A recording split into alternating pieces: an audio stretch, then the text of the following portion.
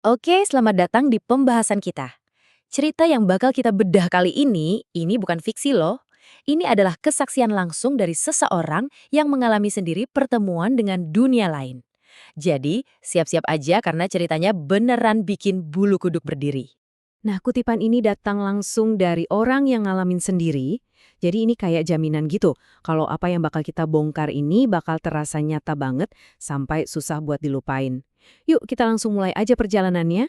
Jadi ceritanya ini tuh nggak langsung dimulai dengan penampakan hantu ya. Awalnya tuh dari sesuatu yang ya biasa banget, ada urusan mendesak di tengah malam.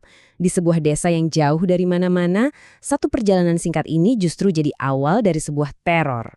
Coba deh kalian bayangin situasinya. Udah tengah malam, di desa terpencil, dan satu-satunya pilihan buat cari obat itu cuma rumah sakit sipil setempat yang udah terkenal angker. Narator kita ini cuma butuh obat, tapi yang nungguin dia di sana, wah, jauh lebih serem dari itu. Dia emang udah dengar soal rumor hantu cewek di kamar mayat, tapi malam itu rumor itu bakal jadi kenyataan buat dia. Nah, disinilah semuanya berubah total. Di koridor rumah sakit yang gelap dan sepi, terjadilah pertemuan pertama yang bikin jantung copot.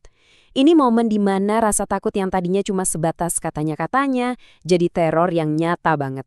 Waktunya 1:30 pagi. Jam-jam segitu kan biasanya dunia udah sepi banget ya.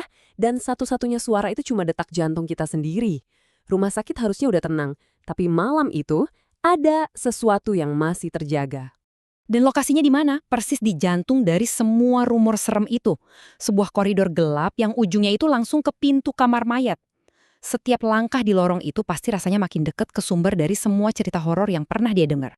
Dan pas dia ngelirik ke dalam kamar mandi cewek yang gelap, di sanalah dia. Ada sosok perempuan berdiri kaku pas di tengah-tengah ruangan. Nggak gerak sama sekali. Cuma diem, natap lurus ke arahnya. Kata dia, instingnya tuh langsung teriak, itu sama sekali nggak normal. Bukan cuma karena ada orang di situ jam segitu, tapi caranya dia berdiri, diemnya itu loh, tatapannya, semuanya kerasa salah banget. Ya jelas, reaksinya langsung lari. Tapi horornya ternyata baru aja dimulai. Dia lari sekencang-kencangnya di koridor itu, dan pas dia nengok ke belakang, sosok itu udah ada persis di tempat dia berdiri beberapa detik yang lalu. Pindah tempat dalam sekejap. Dan terornya nggak berhenti di situ. Sosok itu ngikutin dia pulang, sampai muncul di balkon rumahnya yang padahal udah dikunci. Kebayang nggak sih diteror sampai ke rumah sendiri? Jelas dia nggak bisa diam aja. Dia harus cari tahu siapa atau apa yang udah dia lihat. Nah, dari sinilah dimulai pencariannya buat nemuin kebenaran di balik semua ini. Dan akhirnya, dia nemuin satu nama, Ramlu Bai. Sopir ambulans rumah sakit itulah yang akhirnya ngonfirmasi legenda ini. Katanya, dia itu arwah dari seorang wanita yang jasadnya nggak pernah diambil sama keluarganya, jadi dibiarin gitu aja di dinginnya kamar mayat. Terus, si sopir ambulans ini nambahin satu detail lagi yang bikin merinding.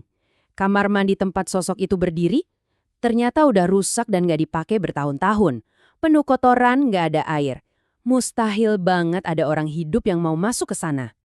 Ceritanya jadi makin rumit nih, karena muncul karakter baru, anaknya si sopir ambulans. Dia ini tipe yang skeptis banget, dan kesombongannya ini, wah, bakal jadi pemicu horor yang lebih parah lagi. Dia ngetawain semua cerita itu, dianggapnya cuma tahayul. Dia dengan sombongnya nantang arwah itu, bilang, biar gue yang urus hantunya, gue hajar sekalian.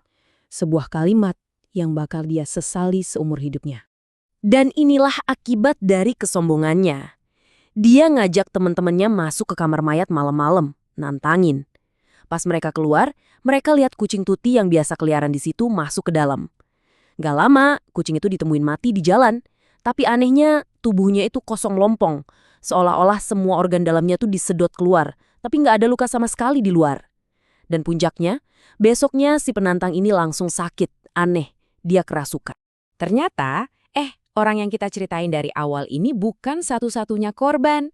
Pengalamannya itu justru ngebuka pintu ke banyak cerita lain dari warga sekitar. Ini bukan lagi soal pengalaman pribadi, tapi udah jadi legenda lokal yang jauh lebih besar. Dan di balik sosok hantu yang menyeramkan itu ternyata ada kisah yang sedih banget. Namanya Ramlu Bai. Dia ini diduga korban pembunuhan keji oleh menantunya sendiri. Dan yang bikin makin miris, setelah dia meninggal, nggak ada satupun keluarga yang ngurusin jenazahnya. Dibiarkan gitu aja tanpa upacara, tanpa penghormatan terakhir. Kesaksiannya tuh makin banyak aja. Ada warga lokal yang lihat dia ngetuk gerbang jam 2 pagi. Terus ada ibu yang baru lahiran, diserang sama sosok yang nyamar jadi mertuanya. Gila kan? Staf rumah sakit juga sering lihat dia di tangga. Bahkan ada yang nemuin jejak kakinya kebalik di jalan setapak. Ini tuh bukan lagi sekedar cerita hantu, tapi udah jadi fenomena yang nyata di desa itu. Nah, dari semua cerita horor ini, kita jadi sampai ke satu pertanyaan penting. Kenapa? Bagian terakhir ini bakal ngebahas soal makna di balik arwah yang nggak tenang dan betapa pentingnya sebuah ritual sederhana buat mereka yang udah pergi. Dan inilah mungkin inti dari semua ini. Seperti yang dibilang sama si narator, akar dari semua teror ini adalah karena arwah Ramlubai nggak pernah dapat upacara terakhir yang layak. Ini kayak jadi pengingat buat kita semua, kalau amal terbesar itu mungkin sesederhana memberikan kedamaian buat mereka yang udah dilupakan, supaya jiwa mereka nggak lagi tersesat. Oke, kita tutup pembahasan kali ini dengan satu pertanyaan yang cukup bikin kepikiran.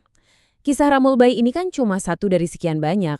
Jadi kepikiran kan, gimana nasib arwah-arwah lain yang terlupakan di luar sana? Sebuah pikiran yang mungkin bakal terus nempel di kepala kita, bahkan lama setelah ini selesai.